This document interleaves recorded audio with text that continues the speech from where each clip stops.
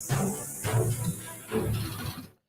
ਸ਼੍ਰੀ ਅਕਾਲ। ਤੁਸੀਂ ਜੁੜੇ ਹੋਏ ਹੋ ਪੰਜਾਬੀ ਰੇਡੀਓ USA ਦੇ ਨਾਲ ਤੇ ਮੈਂ ਹਾਂ ਪ੍ਰਵੀਨ ਸ਼ਰਮਾ ਲੈ ਕੇ ਹਾਜ਼ਰ ਹਾਂ ਪ੍ਰੋਗਰਾਮ ਖਬਰ ਤੇ ਨਜ਼ਰ ਪ੍ਰੋਗਰਾਮ ਦੇ ਵਿੱਚ ਕੀ ਅਹਿਮ ਤੇ ਕੀ ਖਾਸ ਖਬਰਾਂ ਨੂੰ ਲੈ ਕੇ ਚਰਚਾ ਕਰਨ ਦੇ ਲਈ ਜੁੜ ਚੁੱਕੇ ਨੇ ਮਿੰਟੂ ਗੁਰਸਰੀਆ ਜੀ। ਮਿੰਟੂ ਸਤਿ ਸ਼੍ਰੀ ਅਕਾਲ, ਸਵਾਗਤ ਹੈ ਜੀ ਪੰਜਾਬੀ ਰੇਡੀਓ USA ਤੇ ਜੀ। ਸ਼ੁਕਰੀਆ ਸਾਰਿਆਂ ਨੂੰ, ਸਤਿ ਸ੍ਰੀ ਅਕਾਲ ਜੀ। ਅੱਗੇ ਵਧਣ ਤੋਂ ਪਹਿਲਾਂ ਧੰਨਵਾਦ ਕਰਦੇ ਚਲੀਏ ਸਪਾਂਸਰਸ ਦਾ ਜਿਹੜੇ ਜ਼ਰੀਆ ਬਣਦੇ ਨੇ ਇਹਨਾਂ ਪ੍ਰੋਗਰਾਮਾਂ ਨੂੰ ਤੁਹਾਡੇ ਤੱਕ ਪਹੁੰਚਾਉਣ ਦੇ ਲਈ। ਖਾਲਸਾ ਇੰਸ਼ੋਰੈਂਸ ਏਜੰਸੀ ਵਾਲੇ, ਜਿਨ੍ਹਾਂ ਤੋਂ ਤੁਸੀਂ ਹਰ ਤਰੀਕੇ ਦੀ ਇੰਸ਼ੋਰੈਂਸ ਲੈ ਸਕਦੇ ਹੋ। ਇੰਸ਼ੋਰੈਂਸ ਬਾਰੇ ਪਤਾ ਕਰਨ ਦੇ ਲਈ ਇਹਨਾਂ ਦਾ ਨੰਬਰ ਹੈ 408-272-2500। ਇਹ ਪਿਛਲੇ ਕਈ ਦਹਾਕਿਆਂ ਤੋਂ ਇੰਸ਼ੋਰੈਂਸ ਬਿਜ਼ਨਸ ਦੇ ਵਿੱਚ ਨੇ। 1992 ਤੋਂ ਲਗਾਤਾਰ ਸ਼ਾਨਦਾਰ ਸੇਵਾਵਾਂ ਦੇ ਰਹੇ ਨੇ ਇੰਸ਼ੋਰੈਂਸ ਦੇ ਵਿੱਚ। ਤੇ ਓਬਾਮਾ ਕੇਅਰ, ਮੈਡੀਕੇਅਰ ਜਾਂ ਫਿਰ ਕਵਰਡ ਕੈਲੀਫੋਰਨੀਆ ਬਾਬਤ ਪਾਲਿਸੀ ਕਰਵਾਉਣ ਦੇ ਲਈ, ਸਲਾਹ ਲੈਣ ਦੇ ਲਈ ਅੱਜ ਹੀ ਕਾਲ ਕਰੋ 408-272-2500 ਤੇ ਟਰਕੀਅਨ ਇਮੀਗ੍ਰੇਸ਼ਨ ਲਾ ਫਰਮ ਵਾਲੇ ਜੇ ਟਰਕੀਅਨ ਟੌਰਨੀ ਟਰਕੀਅਨ ਦੇ ਨਾਲ ਤੁਸੀਂ US ਇਮੀਗ੍ਰੇਸ਼ਨ ਬਾਬਤ ਕੋਈ ਵੀ ਸਲਾਹ ਕਰਨੀ ਹੈ, ਕੋਈ ਵੀ ਸਵਾਲ ਪੁੱਛਣਾ ਤੇ ਇਹਨਾਂ ਦਾ ਨੰਬਰ ਹੈ 415-909-0503। Jaswinder Singh, Nachhattar Kaur Nagra Roswell, Charan Singh Sukhwinder Dhaliwal Arizona, Krishan Dhanota Yuba City, Baljinder Singh ਨੇ ਜਰੂਡਲੈਂਡ, ਪਰਮਜੀਤ ਕੌਰੰਗੀ Vacaville, Pritpal Singh Sidhu Fresno, GNLU ਵਾਲੇ ਟਰੱਕ ਵਾਸ਼ ਕਰਦੇ ਨੇ, ਆਇਲ ਚੇਂਜ ਕਰਦੇ ਨੇ, ਏਅਰ ਬ੍ਰੇਕਾਂ ਦਾ ਕੰਮ ਤਸੱਲੀ ਬਖਸ਼ ਕਰਵਾ ਸਕਦੇ ਹੋ। ਨਵੇਂ ਪੁਰਾਣੇ ਟਾਇਰ ਵੀ ਇਹਨਾਂ ਤੋਂ ਮਿਲਦੇ ਨੇ। ਲੋਕੇਸ਼ਨ ਸੈਂਟਾ ਨੀਲਾ ਦੀ ਨਿਮਾ ਸੋਤਾ ਦੇ ਨਾਲ ਗੱਲ ਕੀਤੀ ਜਾ ਸਕਦੀ ਹੈ 209-277-0113 ਤੇ ਐਂਟੀਲੋਪ ਟਰੱਕ ਸਟਾਪ ਵਾਲੇ। ਇਹਨਾਂ ਸਾਰੇ ਹੀ ਸਪਾਂਸਰਸ ਦਾ ਬਹੁਤ ਬਹੁਤ ਧੰਨਵਾਦ। ਤੇ ਜੇਕਰ ਤੁਸੀਂ ਵੀ ਪੰਜਾਬੀ ਰੇਡੀਓ USA ਦੇ ਇਹਨਾਂ ਪ੍ਰੋਗਰਾਮਾਂ ਨੂੰ ਸਪਾਂਸਰ ਕਰਨਾ ਚਾਹੁੰਦੇ ਹੋ ਤਾਂ ਸਟੂਡੀਓ ਦਾ ਨੰਬਰ ਹੈ 408-272-5200।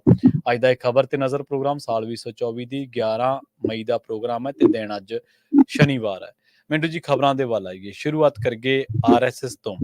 RSS ਬਾਰੇ ਖਬਰਾਂ ਆ ਰਹੀਆਂ ਨੇ ਕਿ ਇਸ ਵਾਰ ਲੋਕ ਸਭਾ ਚੋਣਾਂ ਦੇ ਵਿੱਚ ਪੂਰਨ ਤੌਰ ਤੇ ਸਰਗਰਮ ਨਹੀਂ, ਜਿਸ ਤਰੀਕੇ ਨਾਲ ਪਿਛਲੀਆਂ ਚੋਣਾਂ ਦੇ ਵਿੱਚ ਸਰਗਰਮੀ ਨਜ਼ਰ ਆ ਰਹੀ ਸੀ RSS ਦੀ। ਦੇਖੋ, RSS ਸਰਗਰਮ ਤਾਂ ਬਿਲਕੁਲ ਹੋਏਗਾ, ਇਹਦੇ 'ਚ ਕੋਈ ਸ਼ੱਕ ਨਹੀਂ ਹੈ। ਪਰ ਜਿਹੜੀ ਗੱਲ ਇਹ ਆ ਕਿ RSS ਦੇ ਨਾਲ ਜੁੜੀ ਜਾਣਕਾਰੀ ਇੱਥੇ ਘੁੰਮਦੀ ਹੈ ਪੂਰੇ ਮੁਲਕ ਦੇ ਵਿੱਚ, ਉਹ ਇਹ ਆ ਕਿ ਇਸ ਵਾਰੀ ਕੁਝ ਨਾ ਕੁਝ ਐਸਾ ਸੀਗਾ ਕਿ ਜਿਹੜਾ RSS ਦਾ ਹੇਠਲਾ ਨੈਟਵਰਕ ਆ, ਬੂਥ ਲੈਵਲ ਤੱਕ ਕੰਮ ਕਰਦਾ ਹੈ, ਉਹ ਇੰਨਾ ਸਰਗਰਮ ਯਾਨੀ ਜਿੰਨਾ ਹੁੰਦਾ ਸੀਗਾ।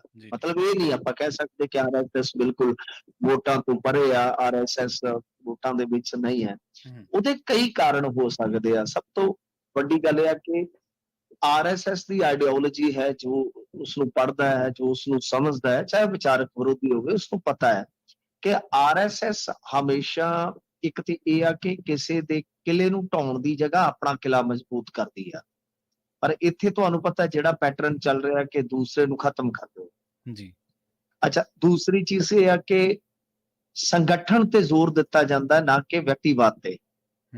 ਇੱਥੇ ਕੀ ਆ ਕਿ ਇੱਕ ਵਿਅਕਤੀਵਾਦ ਜਿਹੜਾ ਉਹ ਹਾਵੀ ਆ, ਸੰਗਠਨ ਪਿੱਛੇ ਹੋ ਗਿਆ। ਇਹਦੀ ਇੱਕ ਮਿਸਾਲ ਤੁਸੀਂ ਪ੍ਰਾਣ ਪ੍ਰਤਿਸ਼ਠਾ ਦੇ ਆਯੋਜਨ ਮੌਕੇ ਵੀ ਦੇਖ ਸਕਦੇ ਹੋ, ਜਿੱਥੇ ਮੋਹਨ ਭਾਗਵਤ ਦੀ ਹਾਜ਼ਰੀ ਜਿਹੜੀ ਆ ਬਿਲਕੁਲ ਮਤਲਬ ਕਿ ਇੱਕ ਤਰ੍ਹਾਂ ਨਾਲ ਕਹਿ ਲਓ ਕਿ ਇੱਕ ਫਾਰਮੈਲਿਟੀ ਸੀਗੀ। ਹਾਲਾਂਕਿ ਏਜੰਡਾ ਜਿਹੜਾ ਸੀਗਾ ਸ਼ੁਰੂ ਤੋਂ ਲੈ ਕੇ ਰਾਮ ਮੰਦਿਰ ਦਾ 370 ਦਾ, ਉਹ RSS ਦਾ ਸੈੱਟ ਕੀਤਾ ਹੋਇਆ ਸੀਗਾ। ਹਾਲਾਂਕਿ ਇਹ ਨਹੀਂ ਆਪਾਂ ਕਹਿ ਸਕਦੇ ਕਿ RSS ਬਿਲਕੁਲ ਚੋਣ ਚੋਂ ਮਨਫੀ ਹੈ। ਉਹਦੀ ਇੱਕ ਮਿਸਾਲ ਇਹ ਆ ਕਿ ਰਿਜ਼ਰਵੇਸ਼ਨ ਤੇ ਜਦੋਂ ਨਰਿੰਦਰ ਮੋਦੀ ਬਹੁਤ ਬੁਰੀ ਤਰ੍ਹਾਂ ਘਿਰੇ ਤਾਂ ਫਿਰ ਉਸ ਵੇਲੇ ਮੋਹਨ ਭਾਗਵਤ ਦਾ ਬਿਆਨ ਵੀ ਆਇਆ ਸੀਗਾ ਕਿ ਵੇਖੋ, ਸੰਘ ਕਦੇ ਵੀ RSS ਕਦੇ ਵੀ ਰਿਜ਼ਰਵੇਸ਼ਨ ਦਾ ਵਿਰੋਧ ਨਹੀਂ ਕਰਦਾ, ਨਾ ਹੀ ਉਹਨੇ ਕਦੇ ਮਤਲਬ ਕਿ ਵਿਰੋਧ ਕੀਤਾ, ਨਾ ਉਹ ਵਿਰੋਧੀ ਰਿਹਾ।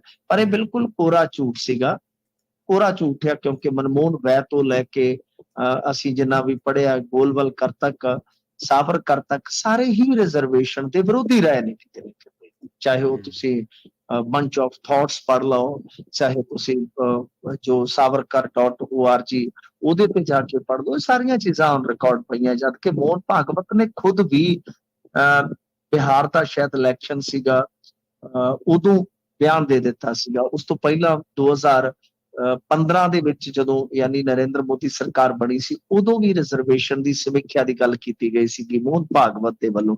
ਤਾਂ ਮਤਲਬ ਕਿ ਮੋਹਨ ਭਾਗਵਤ ਨੂੰ ਰਿਜ਼ਰਵੇਸ਼ਨ ਤੇ ਸਫਾਈ ਦੇਣੀ ਪਈ। ਇਹ ਇੱਕ ਮਿਸਾਲ ਹੈ ਕਿ ਹਾਂ, ਠੀਕ ਆ ਕਿ ਬਈ RSS ਬਿਲਕੁਲ ਕਿਨਾਰਾ ਤੇ ਨਹੀਂ ਕਰਕੇ ਬੈਠੀ, ਪਰ ਜੋ ਇੱਕ ਤਰ੍ਹਾਂ ਨਾਲ ਕਹਿ ਲਓ ਕਿ ਸੰਗਠਨ ਨੂੰ ਪਿੱਛੇ ਧੱਕ ਕੇ, ਜਿੱਦਾਂ ਮੋਦੀ ਕੀ ਗਰੰਟੀ ਉਹ ਪੇਸ਼ ਕਰੀ ਸੀਗੀ, ਜਾਂ ਕੁਝ ਚੀਜ਼ਾਂ ਹੋਰ ਸੀਗੀਆਂ ਕਿ ਵਿਅਕਤੀਵਾਦੀ ਬਹੁਤ ਜ਼ਿਆਦਾ ਭਾਰੀ ਹੋ ਗਿਆ, ਵਿਚਾਰਵਾਦੀ ਜਿਹੜੀ ਇਹਨਾਂ ਦੀ ਸੋਚ ਆ ਉਹ ਪਿੱਛੇ ਰਹਿ ਗਏ। ਸੋ ਇਸ ਕਰਕੇ ਜਿਹੜੇ ਉਹਨਾਂ ਦੇ ਯਾਨੀ ਮੇਰੇ ਇੱਕ ਦੋਸਤ ਨੇ, ਮੈਂ ਇੱਕ ਮਿਸਾਲ ਹੋਰ ਦੇ ਦਿੰਦਾ ਤੁਹਾਨੂੰ, ਰਾਜਸਥਾਨ 'ਚ ਇੱਕ ਬਹੁਤ ਵੱਡੇ ਸ਼ਹਿਰ 'ਚ ਰਹਿੰਦੇ ਆ, ਜਿੱਥੇ ਉਹ ਇੱਕ ਸੁਸਾਇਟੀ 'ਚ ਰਹਿੰਦੇ ਆ, ਤਾਂ ਉਹ ਕਹਿੰਦੇ ਕਿ ਆਮ ਤੌਰ ਤੇ ਜਦੋਂ ਸਾਡੇ ਇੱਧਰ ਵੋਟਾਂ ਪੈਂਦੀਆਂ ਸਨ ਤਾਂ ਸਾਨੂੰ ਆ ਕੇ RSS ਦੇ ਵਰਕਰ ਸੁਸਾਇਟੀ ਦੇ ਵਿੱਚ ਘਰ ਘਰ ਆ ਕੇ ਪਰਚੀਆਂ ਦੇ ਕੇ ਜਾਂਦੇ ਸਨ, ਬੜੇ ਅਦਬ ਦੇ ਨਾਲ, ਪਿਆਰ ਨਾਲ। ਨਾਲੇ ਕਹਿਣਾ ਕਿ ਕੋਈ ਸਮੱਸਿਆ ਹੋਵੇ ਤੇ ਦੱਸ ਦੇਣਾ, ਸਾਨੂੰ ਕਾਲ ਕਰ ਦੇਣਾ, ਸਾਨੂੰ ਆਹ ਨੰਬਰ ਤੇ ਕਾਲ ਮਾਰ ਦਿਓ ਜੇ ਕੋਈ ਆਉਣ ਜਾਣ ਦੀ ਦਿੱਕਤ ਹੋਵੇ, ਯਾਨੀ ਬੂਥ ਲੈਵਲ ਤੇ। ਤਾਂ ਇਸ ਵਾਰ ਉਹ ਆਈ ਨਹੀਂ।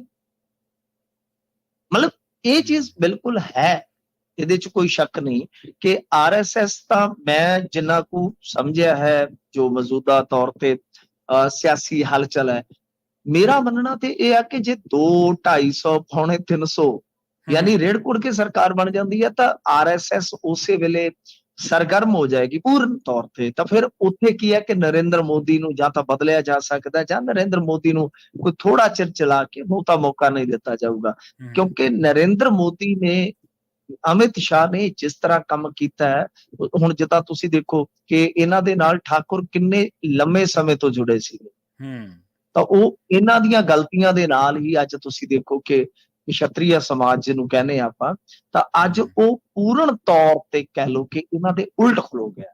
ਜੀ ਜੀ। ਸੋ ਇਸ ਵਾਸਤੇ ਇਹ ਤੇ ਹੈ, ਇਹਦੇ 'ਚ ਕੋਈ ਸ਼ੱਕ ਨਹੀਂ। ਰਿਪੋਰਟਾਂ ਵੀ ਆ ਰਹੀਆਂ ਨੇ ਕਿ ਦੇਸ਼ ਦਾ ਜਿਹੜਾ ਸਭ ਤੋਂ ਵੱਡਾ ਲੋਕਤੰਤਰੀ ਤਿਉਹਾਰ ਹੈ, ਉਹਦੇ ਵਿੱਚ ਸੰਘ ਦੇ ਵਲੰਟੀਅਰ ਉਹਨੇ ਸਰਗਰਮ ਨਜ਼ਰ ਨਹੀਂ ਆਉਂਦੇ। ਉਹਦਾ ਕਾਰਨ ਇਹੋ ਹੈ ਕਿ ਇਹ ਚੋਣ ਜਿਹੜੀ ਆ ਉਹ ਸਿਰਫ ਤੇ ਸਿਰਫ ਕਮਾਈ ਗਈ ਆ PM ਮੋਦੀ ਦੇ ਦੁਆਲੇ।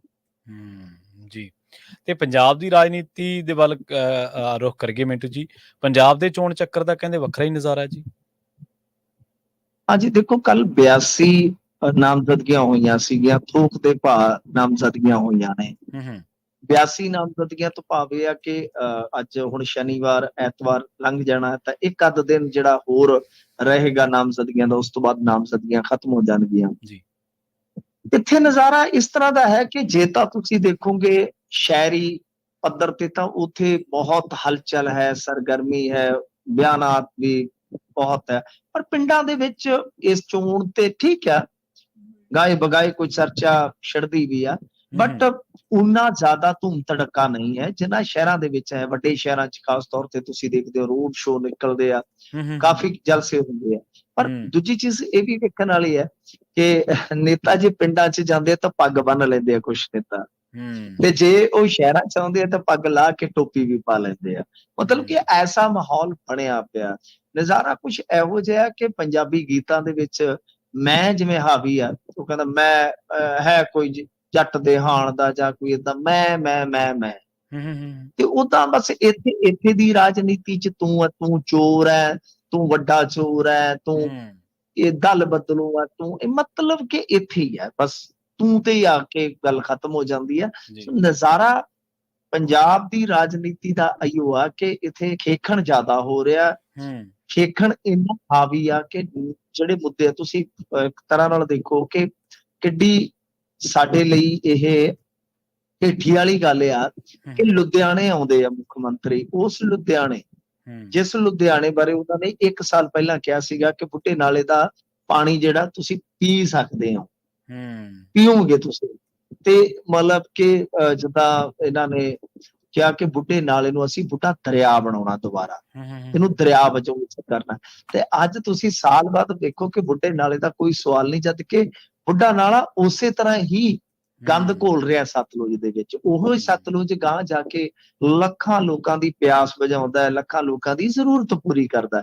ਯਾਨੀ ਲੁਧਿਆਣੇ 'ਚ ਖੜ ਕੇ ਕੀ ਕਿਹਾ ਜਾ ਰਿਹਾ, ਜਗਰਾਉਂ ਪੁਲ ਤੇ ਖੜ ਕੇ ਕੀ ਕਿਹਾ ਜਾ ਰਿਹਾ, ਫਲਾਣਾ ਉਹ ਹਰਸਿਮਰਤ ਰੋਂਦੀ ਹੈ, ਉਹਨਾਂ ਦਾ ਮੈਂ ਸਕੂਲ ਬਣਾ ਦੇਣਾ ਸੁਖ ਵਿਲਾਸ ਵਗੈਰਾ ਵਗੈਰਾ ਵਗੈਰਾ ਵਗੈਰਾ, ਜਿਹਦਾ ਕੋਈ ਤੁੱਕ ਨਹੀਂ ਬਣਦਾ। ਮਤਲਬ ਕਿ ਜਿਸ ਸ਼ਹਿਰ 'ਚ ਤੁਸੀਂ ਆਏ ਹੋ ਉਸ ਸ਼ਹਿਰ ਦੇ ਜਿਹੜੇ ਵੱਡੇ ਸੰਕਟ ਹੈ, ਬੁੱਢਾ ਨਾਲਾ ਹੈ, ਜਾਂ ਇੰਡਸਟਰੀ ਨਾਲ ਜੁੜਿਆ, ਜਾਂ ਉੱਥੇ ਦੇ ਟ੍ਰੈਫਿਕ ਨਾਲ ਜੁੜਿਆ, ਜਾਂ ਕੁਝ ਪ੍ਰੋਜੈਕਟਾਂ ਦੇ ਨਾਲ ਜੁੜਿਆ, ਜੋ ਵੀ ਖਾਕਾ ਹੁੰਦਾ ਉਹਦੇ ਤੇ ਗੱਲ ਕਰਨੀ ਬਣਦੀ ਹੈ ਕਿਸੇ ਵੀ ਸੱਤਾਧਾਰੀ ਹੁਕਮਰਾਨ ਧਿਰ ਦੀ। ਤਾਂ ਉੱਥੇ ਕੀ ਹੋ ਰਿਹਾ, ਉੱਥੇ ਬਸ ਦੂਜੇ ਨੂੰ ਨਿੰਦਣਾ, ਆਪਣੇ ਆਪ ਨੂੰ ਸਲਾਉਣਾ, ਇੱਕ ਫਾਰਮੈਲਿਟੀ ਕਰਨੀ, ਇੱਕ ਰੋਡ ਸ਼ੋਅ ਕੱਢਣਾ ਜਿਹਦੇ ਵਿੱਚ ਲੋਕਾਂ ਨੂੰ, ਆਪਣੇ ਵਰਕਰਾਂ ਨੂੰ ਜ਼ੋਰ ਦੇ ਕੇ ਕਹਿਣਾ ਕਿ ਆਓ। ਫਿਰ ਆਮ ਬੰਦੇ ਨੂੰ, ਆਮ ਕਿਸੇ ਜਨ ਨੂੰ ਨੇੜੇ ਨਹੀਂ ਆਉਣ ਦੇਣਾ, ਕੋਈ ਸਵਾਲ ਨੇੜੇ ਨਹੀਂ ਫਟਕਣ ਦੇਣਾ, ਮਤਲਬ ਕਿ ਐਸਾ ਹੀ ਨਜ਼ਾਰਾ ਮੈਂ ਤੇ ਤੱਕ ਰਿਹਾ। ਕੁਝ ਨਹੀਂ ਹੈਗਾ ਮੇਰੀ ਨਜ਼ਰ ਦੇ ਵਿੱਚ ਮੁੱਦਾ ਵਿਹੀਣ, ਇੱਕ ਸਿਧਾਂਤ ਵਿਹੀਣ ਇੱਕ ਐਸਾ ਇਲੈਕਸ਼ਨ ਹੋ ਰਿਹਾ ਜਿਸ ਨੂੰ ਲੋਕ ਲੜ ਰਹੇ ਆ ਸਿਰਫ ਇਸ ਕਰਕੇ ਕਿ ਉੱਤੇ ਨਰਿੰਦਰ ਮੋਦੀ ਨਹੀਂ ਵਾਪਸ ਆਉਣਾ ਚਾਹੀਦਾ। ਪੰਜਾਬ ਦੇ ਵਿੱਚ ਜ਼ਿਆਦਾਤਰ ਬੰਦਿਆਂ ਦੀ ਸੋਚ ਆਈਓ ਆ। ਅਦਰਵਾਈਜ਼ ਇੱਥੋਂ ਵਾਲੀ ਸਰਕਾਰ ਹੈ ਜਿਹੜੀ, ਉਹਦੀ ਪੀਪਣੀ ਵੱਜੀ ਪਈ ਆ। ਇਹ ਅੱਜ ਨਹੀਂ ਤੇ ਕੱਲ ਤੁਸੀਂ ਵੀ ਵੇਖ ਲੈਣਾ, ਮੰਨ ਵੀ ਜਾਓਗੇ ਤੁਸੀਂ ਜੀ। ਤੇ ਗੱਲ ਕਰੀਏ ਅਕਾਲੀ ਦਲ ਦੀ ਪੋਲਿਟਿਕਸ ਦੀ, ਮਲੂਕਾ ਕਹਿੰਦੇ ਹਾਲੇ ਵੀ ਖਾਮੋਸ਼ ਦੇ ਖਾਮੋਸ਼ ਨੇ, ਕੋਈ ਜ਼ਿਆਦਾ ਸਰਗਰਮੀ ਨਜ਼ਰ ਆ ਨਹੀਂ ਰਹੀ। ਜਾਂ ਤੇ ਇਹ ਹੈ ਕਿ ਉਹ ਅਸਤੀਫੇ ਦਾ ਰੌਲਾ ਪਿਆ, VRS ਦਾ ਰੌਲਾ ਪਿਆ ਕਿ ਉਹ VRS ਐਸੇ ਮੁਕਾਮ ਤੇ ਚੱਲ ਜਾਵੇ ਕਿ VRS ਤੇ ਅੜਚਨ ਕਰਕੇ ਉਹ ਨਾਮਜ਼ਦਗੀ ਨਾ ਭਰੀ ਜਾ ਸਕੇ ਪਰਮਪਾਲ ਕੌਰ ਜੀ ਦੀ, ਤੇ ਹੋ ਸਕਦਾ ਫਿਰ ਸਿਕੰਦਰ ਸਿੰਘ ਮਲੂਕਾ ਨੂੰ ਕਹਿ ਦੇਣ ਕਿ ਆ ਜਾਓ ਤੁਸੀਂ ਭਰ ਲਓ, ਇਹੀ ਹੋ ਸਕਦਾ। ਹੁਣ ਗੱਲ ਇਹ ਹੈ ਕਿ ਭਾਜਪਾ ਜੁਆਇਨ ਨਹੀਂ ਕਰ ਰਹੇ, ਅਕਾਲੀ ਦਲ ਦੇ ਵਿੱਚ ਉਹਨਾਂ ਦੀ ਹੁਣ ਕੋਈ ਪੁੱਛਗਿੱਛ ਨਹੀਂ ਹੈ, ਤਾਂ ਬਸ ਸਾਫ਼ ਹੈ ਕਿ ਉਹ ਬਿਲਕੁਲ ਸਾਇਲੈਂਟ ਨੇ। ਤਕਰੀਬਨ 1 ਮਹੀਨਾ ਹੋ ਗਿਆ ਜੀ, ਦੱਸਦੇ ਆ ਕਿ ਉਹ ਘਰ ਬੈਠੇ ਆ। ਦਰਅਸਲ ਕੀ ਹੈ ਕਿ ਸਿਕੰਦਰ ਸਿੰਘ ਮਲੂਕਾ ਨੇ ਜਿਹੜੀ ਚਾਲ ਚੱਲੀ ਸੀ ਉਸ ਨੂੰ ਨੱਪ ਲਿਆ ਇਹਨਾਂ ਨੇ, ਅਕਾਲੀਆਂ ਨੇ, ਉਹ ਸਮਝ ਗਏ ਕਿ ਕੀ ਗੱਲਬਾਤ ਆ, ਤਾਂ ਫਿਰ ਉਹਨਾਂ ਨੇ ਵੀ ਇੱਕ ਚਾਲ ਚੱਲ ਦਿੱਤੀ। ਪ੍ਰਵੀਨ ਜੀ ਕੱਢਿਆ ਹੈ ਨਹੀਂ, ਜਿਵੇਂ ਆਪਾਂ ਕਹਿ ਲਈਏ ਕਿ ਮੇਰੇ ਵਰਗਾ ਕੋਈ ਲਫੰਡਰ ਜਿਹਾ ਬੰਦਾ ਹੁੰਦਾ, ਉਹਨੂੰ ਬਸ ਇਹ ਆ ਕਿ ਘਰੋਂ ਰੋਟੀ ਰਾਟੀ ਤੇ ਮਿਲ ਜਾਂਦੀ ਆ ਪਰ ਇੱਜ਼ਤ ਨਹੀਂ ਮਿਲਦੀ। ਤਾਂ ਕਈ ਵਾਰ ਇਹ ਹੁੰਦਾ, ਮਾਹੌਲ ਹੁੰਦਾ ਘਰਾਂ ਦੇ ਵਿੱਚ। ਮੈਂ ਮਲੂਕਾ ਸਾਹਿਬ ਦੀ ਨਹੀਂ ਗੱਲ ਕਰਦਾ, ਮਲੂਕਾ ਸਾਹਿਬ ਵਾਸਤੇ ਇਹ ਕੀਤਾ ਕਿ ਅਕਾਲੀ ਦਲ ਨੇ ਧੱਕਾ ਨਹੀਂ ਮਾਰਿਆ, ਤੇ ਅਕਾਲੀ ਦਲ ਨੇ ਧੱਕਾ ਇਸ ਕਰਕੇ ਨਹੀਂ ਮਾਰਿਆ, ਕੱਢਿਆ ਨਹੀਂ ਇਸ ਕਰਕੇ, ਕੱਢ ਵੀ ਸਕਦੇ ਸੀ ਕਿਉਂਕਿ ਅਨੁਸ਼ਾਸਨ ਕਮੇਟੀ ਦੇ ਇਹ ਮੁਖੀ ਰਹੇ ਆ, ਤੇ ਜਗਮੀਤ ਬਰਾੜ ਵਰਗਿਆਂ ਨੂੰ ਨੁਕਰੇ ਲਾ ਦਿੱਤਾ, ਕਿੰਨਿਆਂ ਨੂੰ ਨੁਕਰੇ ਲਾ ਦਿੱਤਾ, ਬੀਬੀ ਜਗੀਰ ਕੌਰ ਤੋਂ ਲੈ ਕੇ ਸਾਰੇ ਕੱਢੇ ਤਾਂ ਇਹਨਾਂ ਨਹੀਂ ਸੀਗੇ, ਸਿਕੰਦਰ ਸਿੰਘ ਮਲੂਕਾ ਹੋਰਾਂ ਨੇ। ਅਨੁਸ਼ਾਸਨ ਦੀ ਕਾਰਵਾਈ ਤੇ ਬਣਦੀ ਆ ਕਿ ਤੁਸੀਂ ਇੱਕ ਬਿਆਨ ਵੀ ਨਹੀਂ ਦਿੱਤਾ, ਤੁਸੀਂ ਉਲਟਾ ਕਹਿੰਦੇ ਰਹੇ ਕਿ ਕੋਈ ਗੱਲ ਨਹੀਂ, ਜਦੋਂ ਨੌ ਵਾਸਤੇ ਪ੍ਰਚਾਰ ਦਾ ਸਮਾਂ ਆਇਆ ਉਦੋਂ ਦੇਖ ਲਵਾਂਗੇ। ਅਨੁਸ਼ਾਸਨ ਦੇ ਤਹਿਤ ਜਵਾਬ ਤਲਬੀ ਤਾਂ ਹੋ ਹੀ ਸਕਦੀ ਸੀਗੀ, ਪਰ ਨਹੀਂ, ਐਸਾ ਨਹੀਂ ਕੀਤਾ ਗਿਆ। ਅਕਾਲੀ ਦਲ ਨੇ ਇੱਕ ਤਰ੍ਹਾਂ ਨਾਲ ਕਹਿ ਲਓ ਕਿ ਇਹਨਾਂ ਨੂੰ ਫਸਾ ਦਿੱਤਾ। ਨਾ ਤਾਂ ਇਹ ਭਾਜਪਾ ਹੁਣ ਜੁਆਇਨ ਕਰ ਸਕੇ ਆ, ਨਾ ਅਕਾਲੀ ਦਲ ਦੇ ਵਿੱਚ ਇਹ ਕੋਈ ਬਹੁਤੀ ਪੁੱਛ ਪ੍ਰਤੀਤ ਰੱਖਦੇ ਆ, ਬਸ ਓਦਾਂ ਜੇ ਆ ਕੰਮ ਚੱਲੀ ਜਾਂਦਾ। ਇੱਕ ਤਰ੍ਹਾਂ ਨਾਲ ਕਹਿ ਲਓ ਕਿ ਇਹ ਅੱਧਾ ਪਰਿਵਾਰ ਜਿਹੜਾ ਹੈ ਉਹ ਅੱਧਿਓਂ ਜ਼ਿਆਦਾ ਹੀ ਕਹਿ ਲਈਏ ਕਿ ਉਹ ਭਾਜਪਾ ਹੀ ਹੋ ਗਿਆ। ਸਿਕੰਦਰ ਸਿੰਘ ਮਲੂਕਾ ਕਾਗਜ਼ਾਂ ਦੇ ਵਿੱਚ ਅਕਾਲੀ ਚੱਲੇ ਜਾਂਦੇ ਆ। ਬਸ ਇਸੇ ਤਰ੍ਹਾਂ ਹੀ ਆ ਪੰਜਾਬ ਦੀ ਰਾਜਨੀਤੀ 'ਚ, ਕਈ ਘਰਾਂ ਦਾ ਕੰਮ ਇਸੇ ਤਰ੍ਹਾਂ ਹੀ ਚੱਲੀ ਜਾਂਦਾ। ਇੱਕ ਭਰਾ ਉਧਰ ਆ, ਇੱਕ ਭਰਾ ਉਧਰ ਆ, ਨੌ ਉਧਰ ਆ, ਸਹੁਰਾ ਤੇ ਜਾਂ ਬਾਪ ਉਧਰ ਆ। ਇਹ ਇਸੇ ਤਰ੍ਹਾਂ ਹੀ ਆ। ਤੁਸੀਂ ਦੇਖ ਲਓ ਕਿੰਨੇ ਹੀ ਆ ਲੀਡਰ, ਜਿੱਥੇ ਮਾਂ ਪੁੱਤ ਦਾ ਵੀ ਤੁਸੀਂ ਦੇਖ ਲਓ। ਮਾਂ ਜਿਹੜੀ ਆ ਕਿਸੇ ਹੋਰ ਪਾਰਟੀ 'ਚ ਹੈ, ਚੌਧਰੀ ਵਿਕਰਮ ਸਿੰਘ ਜਿਹੜਾ ਹੈ ਉਹ ਹਾਲੇ ਵੀ ਕਾਂਗਰਸ ਦੇ ਵਿੱਚ ਟਿਕਿਆ ਪਿਆ। ਯਾਨੀ ਪੰਜਾਬ ਦੀ ਰਾਜਨੀਤੀ ਜਿਹੜੀ ਆ ਉਹ ਬਿਲਕੁਲ ਜਿੱਦਾਂ ਕਹਿ ਲਈਏ ਨਾ ਕਿ ਇਹ ਮਜ਼ੇਦਾਰੀ ਹੋ ਗਈ ਆ, ਬਸ ਇਹ ਮਸਾਲੇਦਾਰ ਹੋ ਗਈ ਆ। ਉਹਦੇ 'ਚ ਮਜ਼ਾ ਮਸਾਲਾ ਬਹੁਤ ਆ, ਪਰ ਹੈ ਵਿੱਚ ਕੱਖ ਨਹੀਂ ਹੈਗਾ, ਕੁਛ ਨਹੀਂ ਹੈਗਾ। ਤੁਸੀਂ ਦੇਖ ਲਓ ਕਿ ਕਿਤੇ ਵੀ ਕੋਈ ਚੱਜ ਦਾ ਕੋਈ ਡਿਬੇਟ ਹੁੰਦਾ ਹੋਵੇ, ਆ ਡਿਬੇਟ ਚੱਲਦਾ ਪਿਆ ਸੀ ਇੱਕ ਚੈਨਲ ਤੇ, ਉੱਥੇ ਅਕਾਲੀ ਤੇ ਸ਼ਾਇਦ ਕਾਂਗਰਸੀ ਆਪਸ ਦੇ ਵਿੱਚ ਹੀ ਲੜ ਪਏ। ਆਮ ਆਦਮੀ ਪਾਰਟੀ ਵਾਲੇ ਨੇ ਪਰਚਾ ਕਟਵਾਤਾ ਉਹਨਾਂ ਤੇ, ਸ਼ਾਇਦ ਦੋਨੇ ਉੱਥੇ ਗੱਠਜੋੜ ਕਰਕੇ ਪੈ ਗਏ ਉਹਨੂੰ। ਇਹ ਮਤਲਬ ਕਿ ਇਸ ਤਰ੍ਹਾਂ ਦਾ ਮਾਹੌਲ ਆ ਕਿ ਕੋਈ ਗੱਲਬਾਤ ਨਹੀਂ ਹੈਗੀ, ਬਸ ਆਹ ਕੁਝ ਚੱਲੀ ਜਾਂਦਾ ਜੀ। ਜੀ ਜੀ। ਤੇ ਮਿੰਟ ਜੀ, ਅਗਲੀ ਖਬਰ ਦੇ ਵੱਲ ਵਧੀਆ ਗੱਲ ਕਰੀਏ। ਕਿਸਾਨ ਉਡੀਕ ਕਰ ਰਹੇ ਨੇ ਪਰ ਸਰਕਾਰ ਨੂੰ ਚੇਤਾ ਹੀ ਨਹੀਂਗਾ। ਦੇਖੋ, ਸਰਕਾਰ ਹੁਣ ਉਲਝੀ ਇੰਨੀ ਪਈ ਆ, ਕੀ ਕਰੇ ਸਰਕਾਰ ਤੇ ਰਾਤੋਂ ਰਾਤ। ਉਹ ਜਦੋਂ ਜੇਲ੍ਹ ਦਾ ਬੂਹਾ ਖੁੱਲਾ, ਇੱਥੇ ਜਿੰਨੀਆਂ ਰੈਲੀਆਂ ਰੂਲੀਆਂ ਸੀ, ਜਿੰਨੇ ਕਹਿ ਲਓ ਕਿ ਸ਼ਡਿਊਲਡ ਪ੍ਰੋਗਰਾਮ ਸੀਗੇ, ਸਾਰੇ ਕੈਂਸਲ ਕਰਕੇ ਮਾਨ ਸਾਹਿਬ ਤੇ ਦਿੱਲੀ ਚਲ ਗਏ। ਮਿੰਨੀ ਪੈਂਦੀ ਸੀ ਕਣੀ, ਮੈਂ ਤੇ ਮੇਰਾ ਰੱਬ ਜਾਣਦਾ ਇੰਜ ਜਿੰਦ ਤੇ ਬਣੀ। ਤਾਂ ਮਤਲਬ ਕਿ ਮਿੰਨੀ ਕਣੀ ਦੇ ਵਿੱਚ, ਹਨੇਰੀ ਦੇ ਵਿੱਚ ਉਹ ਤੇ ਨਿਕਲ ਗਏ ਨੇ ਦਿੱਲੀ। ਤਾਂ ਜਦੋਂ ਇਸ ਤਰ੍ਹਾਂ ਦਾ ਹਫੜਾ ਦਫੜੀ ਵਾਲਾ ਮਾਹੌਲ ਹੋਵੇ, ਜਦੋਂ ਇਸ ਤਰ੍ਹਾਂ ਮਤਲਬ ਕਿ ਇੱਕ ਕਹਿ ਲਈਏ ਕਿ ਚੌਕਰਨੁਮਾ ਨੁਮਾਇਸ਼ ਹੁੰਦੀ ਹੋਵੇ ਰਾਜਨੀਤੀ ਦੀ, ਉਦੋਂ ਇਸ ਤਰ੍ਹਾਂ ਦੇ ਗੰਭੀਰ ਮੁੱਦਿਆਂ ਤੇ ਕੌਣ ਗੱਲ ਗੋਲਦਾ ਜੇ। ਨਾ ਹੀ ਕੋਈ ਆਪੋਜੀਸ਼ਨ ਗੱਲ ਗੋਲ ਰਹੀ। ਪਹਿਲੀ ਗੱਲ, ਲਿਫਟਿੰਗ ਐਤਕੀ ਕਾਫੀ ਠੀਕ ਆ ਕਿ ਹੋਈ ਵੀ ਆ, ਪਰ ਕੁਝ ਸ਼ਹਿਰਾਂ ਤੇ ਕੁਝ ਥਾਵਾਂ ਤੇ ਜੇ ਝਾਤ ਮਾਰੀ, ਇਹ ਖਬਰ ਜਿਹੜੀ ਉੱਥੋਂ ਆਉਂਦੀ ਹੈ ਕਿ ਲਿਫਟਿੰਗ ਇੰਨੀ ਸੁਸਤ ਸੀ ਉੱਥੇ ਕਈ ਥਾਵਾਂ ਤੇ ਕਿ ਕਿਸਾਨਾਂ ਨੂੰ ਬਹੁਤ ਪਰੇਸ਼ਾਨੀ ਹੋਈ, ਮੌਸਮ ਵੀ ਵਿਗੜਦਾ ਰਿਹਾ। ਦੂਜੀ ਗੱਲ ਜਿਹੜੀ ਹੈ, ਹੁਣ ਤੁਸੀਂ ਵੇਖੋ ਕਿ ਅੱਜ ਤਰੀਕ ਹੋ ਗਈ ਆ 11, ਪੰਜਾਬ ਸਰਕਾਰ ਨੇ ਝੋਨਾ ਲਾਉਣ ਦਾ ਹਾਲੇ ਤੱਕ ਸ਼ਡਿਊਲ ਜਾਰੀ ਨਹੀਂ ਕੀਤਾ। ਹਾਲਾਂਕਿ ਪੂਸਾ ਬਾਰੇ ਇਹਨਾਂ ਨੇ ਦੱਸ ਦਿੱਤਾ ਸੀਗਾ ਸਾਰਾ ਕੁਝ, ਕਿਉਂਕਿ ਅੱਗੇ ਸ਼ਡਿਊਲ ਆ ਜਾਂਦਾ ਹੁੰਦਾ, ਸ਼ਡਿਊਲ ਦੇ ਮੁਤਾਬਕ, ਕਿਉਂਕਿ ਫਿਰ ਪਨੀਰੀ ਬੀਜਣੀ ਹੈ ਨਾ, ਸਪਲਾਈ ਦੇ ਹਿਸਾਬ ਨਾਲ ਪਨੀਰੀ ਲਈ ਤਿਆਰ ਹੁੰਦੀ ਆ, ਜ਼ਮੀਨ ਤਿਆਰ ਹੁੰਦੀ ਆ, ਫਿਰ ਉਹ ਤਿਆਰ ਕਰਕੇ ਪਨੀਰੀ ਬੀਜੀ ਜਾਂਦੀ ਹੈ, ਫਿਰ ਹਿਸਾਬ ਲਾਇਆ ਜਾਂਦਾ ਕਿ ਉਦੋਂ ਤੱਕ ਬਈ ਇਹ ਪਨੀਰੀ ਐਡੀ ਹੋ ਜਾਏਗੀ। ਤਾਂ ਇਸ ਵਾਰ ਉਹ ਜਿਹੜਾ ਸ਼ਡਿਊਲ, ਜਿਵੇਂ ਆਪਾਂ ਅੱਗੇ ਦੇਖਿਆ ਸੀਗਾ ਕਿ 10 ਤੋਂ ਸ਼ੁਰੂ ਹੋ ਗਿਆ, ਕੁਛ ਇਲਾਕਿਆਂ 'ਚ 15, ਕੁਛ ਇਲਾਕਿਆਂ 'ਚ 20 ਜੂਨ, ਇਸ ਤਰ੍ਹਾਂ ਇੱਕ ਤਰੀਕ ਦੇ ਦਿੱਤੀ ਜਾਂਦੀ ਹੈ, ਜਿੱਥੇ ਫਿਰ ਤਿਆਰੀ ਜਿਹੜੀ ਹੈ ਉਸੇ ਹਿਸਾਬ ਨਾਲ ਹੋ ਜਾਂਦੀ ਹੈ। ਪਰ ਐਤਕੀ ਉਹ ਸ਼ਡਿਊਲ ਹੁਣ ਤੱਕ ਆਇਆ ਨਹੀਂ ਹੈ। ਹਾਂ ਠੀਕ ਹੈ, ਬਿਜਲੀ ਦੀ ਸਪਲਾਈ ਦੀ ਜਿਹੜੀ ਗੱਲ ਆ, ਡਿਮਾਂਡ ਬੇਸ਼ੱਕ 10,000 ਮੈਗਾਵਾਟ ਦੇ ਆਸ-ਪਾਸ ਆ। ਬਿਜਲੀ ਦੀ ਤਿਆਰੀ ਇਹਨਾਂ ਦੀ ਹੈਗੀ ਹੈ ਐਤਕੀ, ਕਿਉਂਕਿ 10,000 ਮੈਗਾਵਾਟ ਜਿਹੜਾ ਟਰਾਂਸਮਿਸ਼ਨ ਕੈਪੈਸਿਟੀ ਦਾ ਅੰਕੜਾ ਇਹਨਾਂ ਨੇ ਸ਼ੋਅ ਲਿਆ। ਕੁਛ ਬੈਂਕਿੰਗ ਦੇ ਥਰੂ ਇਹਨਾਂ ਨੇ ਬਿਜਲੀ ਲੈ ਲੈਣੀ ਆ, ਕੁਛ ਉਤਪਾਦਨ ਵੀ ਵਧਿਆ, ਜਿੱਥੇ ਬਾਈ ਵਧੀਆ ਕੰਮ ਕਰਦੇ ਆ ਉੱਥੇ ਵਧੀਆ ਹੀ ਕਿਹਾ ਜਾਂਦਾ, ਯਾਨੀ ਬਿਜਲੀ ਦੀ ਤਿਆਰੀ ਠੀਕ ਹੈ ਇਹਨਾਂ ਦੀ। ਪਰ ਤੁਸੀਂ ਇਹ ਦੇਖੋ ਕਿ ਮਹੱਤਵਪੂਰਨ ਨੁਕਤਾ ਹੈ ਕਿ ਤੁਸੀਂ ਸ਼ਡਿਊਲ ਦਿਓਗੇ ਤਦ ਹੀ ਪਨੀਰੀ ਲੱਗਣੀ ਸ਼ੁਰੂ ਹੋਏਗੀ ਨਾ। ਤਾਂ ਕੁਛ ਲੋਕ ਹਾਲੇ ਇਸ ਉਡੀਕ ਦੇ ਵਿੱਚ ਹੀ ਆ ਕਿ ਸਾਡਾ ਇਲਾਕਾ ਸ਼ਾਇਦ ਬਾਅਦ 'ਚ ਨਾ ਆ ਜਾਵੇ, ਵਿਚਾਲੇ ਨਾ ਆ ਜਾਵੇ, ਸੋ ਇਸ ਕਰਕੇ ਕਿਤੇ ਨਾ ਕਿਤੇ ਉਹ ਦੁਬਿਧਾ ਫੈਲੀ ਹੋਈ ਆ। ਹੋ ਸਕਦਾ ਇੱਕ ਅੱਧ ਦਿਨ ਦੇ ਵਿੱਚ ਸ਼ਡਿਊਲ ਦੇ ਦੇਣ, ਪਰ ਭੁੱਲਣਾ ਨਹੀਂ ਚਾਹੀਦਾ, ਇਹ ਵੀ ਮਹੱਤਵਪੂਰਨ ਕੰਮ ਆ ਨਾ। ਜੀ। ਤੇ ਗੁਰੂ ਗ੍ਰੰਥ ਸਾਹਿਬ ਜੀ ਦੇ ਪ੍ਰਕਾਸ਼ ਅਸਥਾਨ ਦੀ ਤਲਾਸ਼ੀ ਦੇ ਮਾਮਲੇ ਤੇ ਕਹਿੰਦੇ ਹੁਣ ਗੋਂਗਲੂਆਂ ਤੋਂ ਮਿੱਟੀ ਝੜੀ ਹੈ ਜੀ। ਦੇਖੋ, ਇਹ ਮਾਮਲਾ ਪਹਿਲੀ ਗੱਲ ਤੇ ਹੈ ਹੀ ਬੜਾ, ਮੈਂ ਕਹੂੰਗਾ ਕਿ ਨਖੇਦੀਜਨਕ ਆ। ਬਿਲਕੁਲ ਸਹੀ। ਤੇ ਗੱਲ ਇਹ ਆ ਕਿ ਸਾਡੇ ਜਿਹੜੇ ਲੀਡਰ ਆ, ਹੁਣ ਤੁਸੀਂ ਹਿਸਾਬ ਲਾ ਲਓ ਕਿ ਜਿਵੇਂ SGPC ਆ ਜਾਂ ਸ਼੍ਰੋਮਣੀ ਅਕਾਲੀ ਦਲ ਬਾਦਲ ਆ, ਉਹਨਾਂ ਦਾ ਤਾਂ ਪ੍ਰਤੀਕਰਮ ਵੀ ਇੱਥੇ ਬਹੁਤ, ਮੈਂ ਕਹੂੰਗਾ ਕਿ ਜ਼ਿਆਦਾ ਕੋਈ ਹੈ ਨਹੀਂ ਸੀਗਾ, ਕਿਉਂਕਿ ਇਲੈਕਸ਼ਨ ਦੇ ਵਿੱਚ ਹੀ ਜ਼ਿਆਦਾਤਰ ਨੇਤਾ ਜਿਹੜੇ ਆ ਉਹ ਉਲਝੇ ਹੋਏ ਆ। ਤਾਂ ਇਹ ਹੋਇਆ ਕੀ ਸੀਗਾ, ਮੈਂ ਪਹਿਲਾਂ ਤੁਹਾਨੂੰ ਥੋੜਾ ਜਿਹਾ ਦੱਸ ਦੇਵਾਂ ਕਿ ਹਰਿਆਣੇ ਦਾ ਨਾਰਾਇਣਗੜ੍ਹ ਜਿਹੜਾ ਹੈ, ਉਹਦਾ ਗੁਰਦੁਆਰਾ ਸ਼੍ਰੀ ਰਾਤਗੜ੍ਹ, ਉੱਥੇ ਗੁਰਮਤ ਸਮਾਗਮ ਸੀਗਾ ਕੋਈ, ਤੇ ਨਾਇਬ ਸੈਣੀ ਜਿਹੜੇ ਉੱਥੋਂ ਦੇ ਚੀਫ ਮਿਨਿਸਟਰ ਆ ਉਹ ਆਏ ਸੀਗੇ, ਤੇ ਉੱਥੇ ਜਿਹੜਾ ਸ੍ਰੀ ਗੁਰੂ ਗ੍ਰੰਥ ਸਾਹਿਬ ਜੀ ਦਾ ਪ੍ਰਕਾਸ਼ ਸਥਾਨ ਸੀ, ਉਹਦੀ ਜਾਂਚ ਕੀਤੀ ਗਈ ਜੀ। ਤਾਂ ਗੱਲ ਇਹ ਆ ਕਿ ਜਿਵੇਂ ਤੁਸੀਂ ਦੇਖਿਆ ਹੋਣਾ, ਜਦੋਂ ਲਾਵਾਂ ਹੋਣੀਆਂ ਸੀ ਦੂਜੇ ਵਿਆਹ ਦੀਆਂ ਭਗਵੰਤ ਮਾਨ ਦੀਆਂ, ਤਾਂ ਉਸ ਵੇਲੇ ਵੀ ਗੱਡੀ ਦੀ ਇੱਕ ਚੈਕਿੰਗ ਕੀਤੀ ਗਈ ਸੀਗੀ, ਜਿਹਦੇ ਵਿੱਚ ਸਰੂਪ ਆ ਰਹੇ ਸਨ, ਤਾਂ ਬਹੁਤ ਰੌਲਾ ਪਿਆ ਸੀਗਾ ਉਹਦੇ। ਹਾਲਾਂਕਿ ਉਹਦੇ ਤੇ ਕਦੇ ਵੀ ਭਗਵੰਤ ਮਾਨ ਹੋਰਾਂ ਦਾ ਖੁੱਲ ਕੇ ਪ੍ਰਤੀਕਰਮ ਨਹੀਂ ਆਇਆ।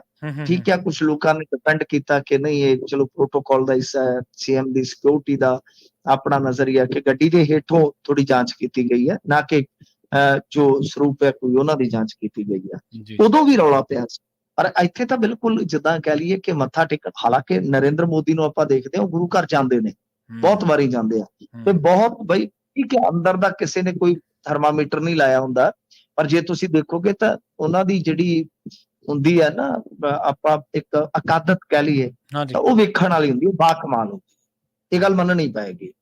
ਤਾਂ ਸਿਕਿਉਰਿਟੀ ਵੀ ਹੁੰਦੀ ਹੈ, ਪਰ ਤੁਸੀਂ ਦੇਖੋਗੇ ਤਾਂ ਸਿਕਿਉਰਿਟੀ ਬਹੁਤ ਦੂਰ ਲਾਈ ਹੁੰਦੀ ਹੈ ਜਦੋਂ ਵੀ ਉਹ ਗੁਰੂ ਘਰ ਆਉਂਦੇ ਆ। ਤਾਂ ਕਦੇ ਵੀ ਅੱਜ ਤੱਕ ਮੈਂ ਨਹੀਂ ਇਹ ਸੁਣਿਆ ਕਿ ਦਿੱਲੀ ਦੇ ਕਿਸੇ ਗੁਰੂ ਘਰ ਨਰਿੰਦਰ ਮੋਦੀ ਗਏ ਨੇ ਤਾਂ ਉੱਥੇ ਇਸ ਤਰ੍ਹਾਂ ਦਾ ਕੁਝ ਵਾਕਿਆ ਹੋਇਆ ਹੋਵੇ। ਇੱਥੇ ਕਿਉਂ ਹੋਇਆ, ਵੱਡੀ ਗੱਲ ਆ। ਬਾਕੀ ਗੱਲ ਇਹ ਆ ਕਿ ਜੇ ਚਲੋ ਕੋਈ ਮਾੜਾ ਮੋਟਾ ਕਿਤੇ ਸ਼ੱਕ ਹੁੰਦਾ ਤਾਂ ਉੱਥੇ ਕੀ ਆ ਕਿ ਜੋ ਭਾਈ ਸਾਹਿਬ ਹੁੰਦੇ ਆ, ਗ੍ਰੰਥੀ ਸਿੰਘ ਹੁੰਦੇ ਆ, ਉਹਨਾਂ ਤੋਂ ਜਾਂਚ ਪੜਤਾਲ, ਮਤਲਬ ਕਿ ਉਹਨਾਂ ਤੋਂ ਪੁੱਛਿਆ ਜਾ ਸਕਦਾ ਕੋਈ ਐਸਾ ਕੋਈ ਬੰਦਾ, ਐਸਾ ਵੈਸਾ ਬੰਦਾ ਤਾਂ ਨਹੀਂ ਆਏਗਾ, ਜਾਂ ਇਸ ਟਾਈਮ ਦੇ ਦੌਰਾਨ ਕਿੰਨੀ ਕੁ ਭੀੜ ਹੁੰਦੀ ਹੈ ਕੁਛ, ਉਹ ਕੋਈ ਨਾਰਮਲ ਗੱਲ ਹੁੰਦੀ, ਕੋਈ ਵੱਡੀ ਗੱਲ। ਪਰ ਤਲਾਸ਼ੀ ਲੈਣੀ ਜਾ ਕੇ, ਇਹ ਤਾਂ ਬੜੀ ਵੱਡੀ ਗੱਲ ਹੈ। ਹੁਣ ਤੁਸੀਂ ਇੱਥੇ ਵੇਖੋ, ਪੰਜਾਬ ਦੇ ਵਿੱਚ ਜੋ ਕੁਛ ਹੁੰਦਾ ਸੀਗਾ, ਤਾਂ ਉਦੋਂ ਦਾਦੂਵਾਲ ਭੱਜਿਆ ਆਉਂਦਾ ਸੀਗਾ ਇੱਥੇ ਧਰਨੇ ਲਾ ਕੀ ਕੁਛ। ਅੱਜ ਹੁਣ ਦਾਦੂਵਾਲ ਹੋਰਾਂ ਨੇ ਮਤਲਬ ਕਿ ਬੇੜਾ ਗਰਕ ਕਰ ਲਿਆ, ਕਮੇਟੀ ਵੀ ਤੋੜ ਲਈ। ਬਿਲਕੁਲ ਸਹੀ ਹੈ। ਕਮੇਟੀ ਜਿਹੜੀ ਅੱਗਾ ਉਹ ਗਾਂ ਤੁਹਾਨੂੰ ਪਤਾ ਭਾਜਪਾ ਦੀ ਝੋਲੀ ਪੈ ਗਈ, ਦਾ ਕਿੰਨਾ ਕੁਛ ਹੋਇਆ। ਤਾਂ ਤੁਸੀਂ ਵੇਖੋ ਕਿ ਉੱਥੇ ਹੁਣ ਸਿਰਫ ਇੱਕ ਬਿਆਨ ਆਇਆ ਦਾਦੂਵਾਲ ਸਾਹਿਬ ਦਾ, ਇੱਕ ਬਿਆਨ, ਜਿੱਦਾਂ ਆਪਾਂ ਕਹਿ ਲਈਏ ਨਾ ਕਿ ਪ੍ਰੈਸ 'ਚ ਕਿਸੇ ਨੇ ਖਾਨਾ ਪੂਰਤੀ ਕੀਤੀ ਹੈ ਕਿ ਭਾਈ ਤੁਸੀਂ ਉੱਥੇ ਜਾ ਕੇ ਖੱਟਰ ਨੂੰ ਮਿਲਦੇ ਹੋ, ਤੁਹਾਡੀ ਭਾਜਪਾ ਦੇ ਲੀਡਰਾਂ ਨਾਲ ਪੂਰੀ ਗੁੱਡਵਿਲ ਹੈ, ਤਾਂ ਤੁਸੀਂ ਇਹਨਾਂ ਚੀਜ਼ਾਂ ਦਾ ਜਾ ਕੇ ਬਈ ਨੋਟਸ ਲੈ ਕੇ ਕੋਈ ਗੱਲ, ਕੋਈ ਖੰਡਨ ਤਾਂ ਕਰਾਓ, ਅਫਸੋਸ ਤਾਂ ਕਰਾਓ ਕਿ ਮਾੜਾ ਹੋਇਆ। ਬਾਲੀ ਗੱਲ ਤੁਸੀਂ ਕਹਿ ਸਕਦੇ ਹੋ ਕਿ ਜੇ ਤੁਸੀਂ ਇਸ ਤਰ੍ਹਾਂ ਕਰਨਾ ਬਾਈ, ਤਾਂ ਬਾਈ ਤੁਸੀਂ ਆਉਣਾ ਬੰਦ ਕਰੋ, ਠੀਕ ਹੈ, ਆਪਾਂ ਕਿਸੇ ਨੂੰ ਰੋਕ ਨਹੀਂ ਸਕਦੇ ਗੁਰੂ ਘਰ, ਪਰ ਜੇ ਤੁਸੀਂ ਇਸ ਤਰ੍ਹਾਂ ਕਰੋਗੇ ਤਾਂ ਤੁਸੀਂ ਕਹਿ ਸਕਦੇ ਹੋ ਕਿ ਬਈ ਇਹਦੇ ਨਾਲ ਤਾਂ ਫਿਰ ਠੀਕ ਹੈ, ਨਾ ਹੀ ਆਓ। ਉਹ ਗੱਲ ਇਹ ਆ ਕਿ ਇਹ ਬੜੀ ਜਿੱਦਾਂ ਕਹਿ ਲਈਏ ਕਿ ਨਮੋਸ਼ੀਜਨਕ ਗੱਲ ਆ ਕਿ ਉੱਥੋਂ ਜਿਹੜੇ ਚੱਲ ਕੇ ਇੱਥੇ ਕਹਿ ਲਓ ਕਿ ਪੂਰਾ ਸਿਖਰ ਕਰਦੇ ਰਹੇ ਆ, ਉਹ ਅੱਜ ਉੱਥੇ ਸਿਖਰ ਹੋਏ ਬੈਠੇ ਨੇ। ਜੀ ਜੀ। ਤੇ ਫਰਜ਼ੀ ਮੁਕਾਬਲਿਆਂ ਦੇ ਮਾਮਲੇ ਦੇ ਵਿੱਚ ਗੇਂਦ ਪੰਜਾਬ ਦੇ ਪਾਲੇ 'ਚ ਕਿਵੇਂ ਆ ਮਿੰਟੂ ਜੀ? ਦੇਖੋ, ਇੱਕ ਨਾ ਇਹ ਪਟੀਸ਼ਨ ਚੱਲਦੀ ਪਈ ਆ ਹਾਈ ਕੋਰਟ ਦੇ ਵਿੱਚ, ਜਿਹਦੀ ਕੱਲ ਵੀ ਸੁਣਵਾਈ ਸੀਗੀ ਸ਼ਾਇਦ। ਤਾਂ ਉਹਦੇ 'ਚ ਕੀ ਆ ਕਿ 84 ਤੋਂ ਲੈ ਕੇ 96 ਦੇ ਦਰਮਿਆਨ ਜੋ ਅਣਪਛਾਤੇ ਦੱਸ ਕੇ ਸੰਸਕਾਰ ਕੀਤੇ ਗਏ ਆ 6733, ਇਹਨਾਂ ਮਾਮਲਿਆਂ ਦੀ ਜਾਂਚ ਜਿਹੜੀ ਹੈ ਨਾ ਉਹ ਕਰਵਾਉਣਾ ਚਾਹੁੰਦੀ ਸੀਗੀ। ਮਤਲਬ ਕਿ ਪਟੀਸ਼ਨ ਕਹ ਲਓ ਕੋਰਟ ਵੀ ਚਾਹੁੰਦੀ ਹੈ, ਪਰ ਸੀਬੀਆਈ ਨੇ ਕਿਹਾ ਕਿ ਦੇਖੋ ਗੱਲ ਇਹ ਆ ਕਿ ਸਾਡੇ ਕੋਲ 94 ਵਿੱਚ ਦਾਖਲ 2 ਪਟੀਸ਼ਨਾਂ ਸੀਗੀਆਂ, ਉਸ ਤੇ ਸੁਪਰੀਮ ਕੋਰਟ ਨੇ 96 ਚ ਸਾਨੂੰ ਪੜਤਾਲ ਦਾ ਹੁਕਮ ਦਿੱਤਾ। ਅਸੀਂ ਸ਼ਿਕਾਇਤਾਂ ਮੰਗੀਆਂ, 199 ਸ਼ਿਕਾਇਤਾਂ ਪ੍ਰਾਪਤ ਹੋਈਆਂ, ਜਿਨ੍ਹਾਂ ਦੀ ਪੜਤਾਲ ਉਪਰੰਤ 62 ਮਾਮਲੇ ਦਰਜ ਕੀਤੇ ਗਏ, ਜਿਨ੍ਹਾਂ ਦੇ ਵਿੱਚ ਤੁਸੀਂ ਦੇਖਿਆ ਹੋਣਾ ਕੁਝ ਸਜ਼ਾਵਾਂ ਵੀ ਹੋਈਆਂ। ਤਾਂ ਇਹ ਕਹਿੰਦੇ ਆ ਕਿ ਇਹਦੇ ਵਿੱਚ 46 ਮਾਮਲੇ ਜਿਹੜੇ ਦਰਜ ਕੀਤੇ ਗਏ ਤੇ ਬਾਕੀ 16 ਮਾਮਲੇ ਪੰਜਾਬ ਦੇ ਹਨ।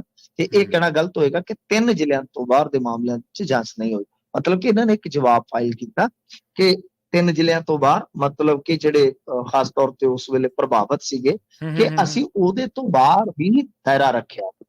ਪਰ ਸੀਬੀਆਈ ਨੇ ਇੱਕ ਗੱਲ ਕਹੀ ਕਿ ਹੁਣ ਦੇਖੋ ਇਹ ਸਾਰੇ ਜਿਹੜੇ ਮਾਮਲੇ ਆ, ਇਹਨਾਂ ਨੂੰ ਹੱਲ ਕਰਨਾ ਇੱਕ ਬਹੁਤ ਵੱਡਾ ਚੈਲੰਜ ਆ, ਯਾਨੀ DNA ਟੈਸਟ ਕਰਵਾਏ ਜਾਣੇ ਆ, ਬਹੁਤ ਕੁਝ ਹੋਏਗਾ, ਬਹੁਤ ਸਾਰਾ ਰਿਕਾਰਡ ਸਾਨੂੰ ਚਾਹੀਦਾ। ਤਾਂ ਉਹ ਕਹਿੰਦੇ ਕਿ ਬਈ ਠੀਕ ਹੈ, ਜੇ ਜਾਂਚ ਪੜਤਾਲ ਕਰਵਾਉਣੀ ਆ ਤਾਂ ਗੱਲ ਹੈ ਕਿ ਸਾਡਾ ਹੱਥ ਖੜਾ, ਅਸੀਂ ਆਪਣੇ ਪੱਧਰ ਤੇ ਕੁਝ ਨਹੀਂ ਕਰ ਸਕਦੇ। ਹਾਂ, ਸਾਨੂੰ ਪੰਜਾਬ ਸਰਕਾਰ ਤੋਂ ਅਮਲਾ ਫੈਲਾ ਜਾਂ ਸਾਰਾ ਕੁਝ ਜਿਹੜਾ ਚਾਹੀਦਾ ਉਹ ਦਵਾ ਦਿਓ, ਫਿਰ ਅਸੀਂ ਕਰ ਸਕਦੇ। ਯਾਨੀ ਕੁੱਲ ਮਿਲਾ ਕੇ ਅਲਟੀਮੇਟਲੀ ਜੇ ਆਪਾਂ ਦੇਖੀਏ ਤਾਂ ਗੇਂਦ ਜਿਹੜੀ ਆ ਹੁਣ ਪੰਜਾਬ ਦੇ ਪਾਲੇ ਦੇ ਵਿੱਚ ਆ। ਜੇ ਚਾਹਣ ਤੇ ਬਈ ਇਨਸਾਫ ਹੋ ਵੀ ਸਕਦਾ। ਪੰਜਾਬ ਡਾਕੂਮੈਂਟ ਐਡਵੋਕੇਸੀ ਪ੍ਰੋਜੈਕਟ ਦੇ ਸਤਨਾਮ ਸਿੰਘ ਬੈਂਸ ਨੇ ਐਡਵੋਕੇਟ RS ਬੈਂਸ ਰਾਹੀਂ ਇਹ ਪਟੀਸ਼ਨ ਜਿਹੜੀ ਦਾਖਲ ਕੀਤੀ ਸੀ, ਜਿਹਦੇ ਤੇ ਗੱਲ ਇੱਥੋਂ ਤੱਕ ਪਹੁੰਚੀ ਆ। ਤਾਂ ਮੇਰੇ ਖਿਆਲ ਦੇ ਨਾਲ ਹੁਣ ਇਹਨਾਂ ਚੀਜ਼ਾਂ ਤੇ ਧਿਆਨ ਦੇਣ ਦੀ ਜ਼ਰੂਰਤ ਹੁੰਦੀ ਹੈ, ਜਿਹੜੀ ਕਿ ਪ੍ਰਵੀਨ ਜੀ ਤਵੱਜੋ ਦਿੱਤੀ ਨਹੀਂ ਜਾਂਦੀ। ਹੁਣ ਪੰਜਾਬ ਸਰਕਾਰ ਤੇ ਦਬਾਅ ਪਾਉਣ ਦਾ ਵੇਲਾ ਹੈ ਕਿ ਤੁਸੀਂ ਬਾਈ ਗੱਲ ਇਹ ਆ ਕਿ ਉੱਥੇ ਜਾ ਕੇ ਜਵਾਬ ਆਪਣਾ ਦਾਖਲ ਕਰੋ ਕਿ ਜਿਸ ਤਰ੍ਹਾਂ ਕਿਸੇ ਕਮਿਸ਼ਨ ਨੂੰ ਜਾਂ ਜਿਵੇਂ ਗੁਰਦੁਆਰਾ ਚੋਣ ਕਮਿਸ਼ਨ ਹੈ, ਉਸਨੂੰ ਅਸੀਂ ਸਾਰੀਆਂ ਚੀਜ਼ਾਂ ਪ੍ਰੋਵਾਈਡ ਕਰਵਾਉਣੇ ਆ। ਜੋ CBI ਸਾਥੋਂ ਚਾਹੇਗੀ ਅਸੀਂ ਉਹਨੂੰ ਦਿੰਨੇ ਆ, ਸਾਨੂੰ ਕੀ ਉਹਦੇ ਤੋਂ ਪ੍ਰੋਬਲਮ ਹੈ। ਤੇ ਆਮ ਆਦਮੀ ਪਾਰਟੀ ਦਾ ਕੋਈ ਇਹਨਾਂ ਮਸਲਿਆਂ ਨਾਲ ਲੈਣਾ ਦੇਣਾ ਹੀ ਨਹੀਂ। ਇਹਨਾਂ ਦਾ ਤਾਂ ਜਨਮ ਹੀ 2011-12 ਚ ਹੋ ਰਿਹਾ ਜਾ ਕੇ ਸਿਆਸੀ ਤੌਰ ਤੇ। ਉਹ ਗੱਲ ਇਹ ਆ ਕਿ ਇੱਥੇ ਹੁਣ ਗੱਲ ਕਰਨੀ ਚਾਹੀਦੀ ਆ। ਭਗਵੰਤ ਮਾਨ ਇੰਨਾ ਬੁਰਾ ਆਦਮੀ ਵੀ ਨਹੀਂ ਹੈ ਕਿ ਉਹ ਸਿੱਖ ਲੀਡਰਾਂ ਨੂੰ ਉੱਥੇ ਮਿਲਦਾ ਟਾਈਮ ਵੀ ਨਾ ਦੇਵੇ। ਬਿਲਕੁਲ ਸਹੀ। ਉਹ ਗੱਲ ਇਹ ਆ ਕਿ ਟਾਈਮ ਲੈਣਾ ਚਾਹੀਦਾ, ਜਾ ਕੇ ਮਿਲ ਤੇ ਇਹ ਗੱਲ ਰੱਖਣ, ਤੇ ਮੇਰੇ ਖਿਆਲ ਦੇ ਨਾਲ ਠੀਕ ਹੋਏਗਾ। ਉਹ ਆਪਦੀ ਲੀਗਲ ਟੀਮ ਨੂੰ ਦੇਣ ਵੀ ਆਦੇਸ਼ ਕਿ ਜਾ ਕੇ ਤੁਸੀਂ ਜਵਾਬ ਫਾਈਲ ਕਰ ਦਿਓ। ਜੀ ਜੀ। ਮਿੰਟੂ ਜੀ, ਇਹਨਾਂ ਖਾਸ ਖਬਰਾਂ ਤੇ ਖਾਸ ਜਾਣਕਾਰੀਆਂ ਦੇ ਲਈ ਤੁਹਾਡਾ ਬਹੁਤ ਬਹੁਤ ਧੰਨਵਾਦ ਜੀ। ਜੀ ਸ਼ੁਕਰੀਆ ਜੀ। ਪ੍ਰੋਗਰਾਮ ਖਬਰ ਤੇ ਨਜ਼ਰ ਨੂੰ ਆਪਾਂ ਇੱਥੇ ਹੀ ਸਮਾਪਤ ਕਰਾਂਗੇ। ਤੁਹਾਡਾ ਸਾਰਿਆਂ ਦਾ ਵੀ ਬਹੁਤ ਧੰਨਵਾਦ। ਸਤਿ ਸ੍ਰੀ ਅਕਾਲ। ਜੁੜੇ ਰਹੋ ਪੰਜਾਬੀ ਰੇਡੀਓ USA ਦੇ ਨਾਲ।